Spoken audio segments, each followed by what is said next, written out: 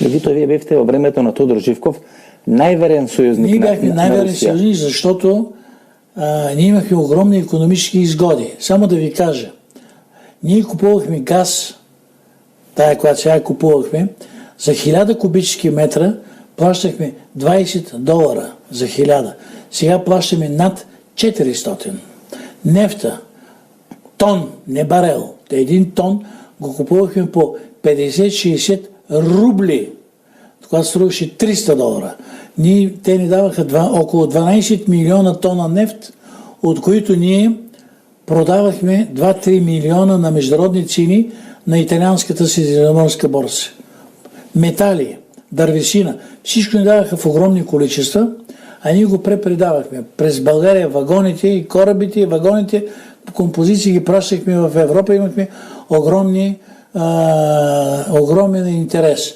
Тайно от другите държави Брежнев ни даваше по $500 милиона тайно. Никой не знаеше за това, те се договориха само Брежнев и Тодор. Точната дума е катастрофа за България, от която се използват няколко стотин души. За тия няколко стотин души, които са закачени за различни структури международни, откъдето получават пари, България стана, на народа на България стана корбан. Корбан така ли е? Да, жертва. Да, жертва стана на чужди интереси. Ние бяхме до промените, бяхме на 6-то място в света по инсталирани енергомощности. Инсталирани ядрена енергия, имахме нефтохим, грамадни петролна рафинерия, по-голям беше от тая в Панчево, която вие имахте. Говорите за рафинерията в Бургас. Моля? Говорите за рафинерията в Бургас. Рафинерията в Бургас сега се чува, ще ви дам една тайна. Айде, поне ще таксувам като приятели. Ами сега се говори, че руснаци могат да я закрият. Да я затворят. Да я затворят. И тая се сметаше дълго време дека най-голема нафтена компания. Тя беше най-големата. На Балканите. На Балканите, да, защото тя освен на рафинерия, тя имаше и петрохимия. Петрохимия, знаете ли, производство на изкуствените влакна, найлони, влакна, химическите. Това беше и огромен продукт. Сега и той спря. Сега, ако не спрат и това, значи ние изцяло ще станем зависими. Значи, руснаци ни даваха, освен на преференциални цени газ и нефт, ни даваха и 4 милиарда киловата електроенергия по свързаните енергосистеми. И вие я продавахте, та. Даваха ни по 2 копейки. Руски копейки. 2 копейки беха по курса по-малко от 1 стотинка.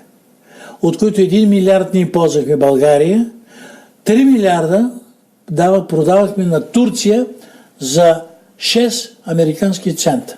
Вижте колко сме печелили. Всичко това ни го взеха. Загубихме позиции, загубихме влияние, ние вече не сме в дървесината в Коми, ние не сме в строителството в Русия, нас се спряха потоци. Въобще аз не знам България как ще оцелее.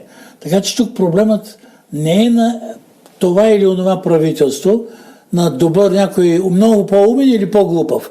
Проблемът е геополитически. България трябва да седне българския народ да приеме съдбата си в своя ръце.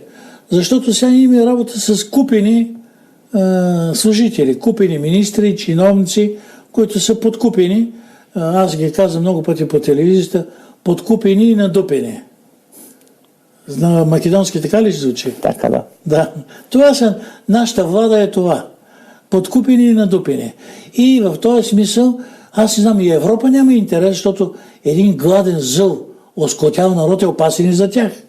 Още малко, ако така продължава, Европа и евроатлантически ще стане мръсна дума, защото ето вчера излезаха данните, над 20% са под нивото на бедността. 40% са на границата. При нас вече е проблема за оцеляване. Проблема не можеш да платиш тока, водата, не можеш да се нахраниш. Какво ще ядеш, няма какво да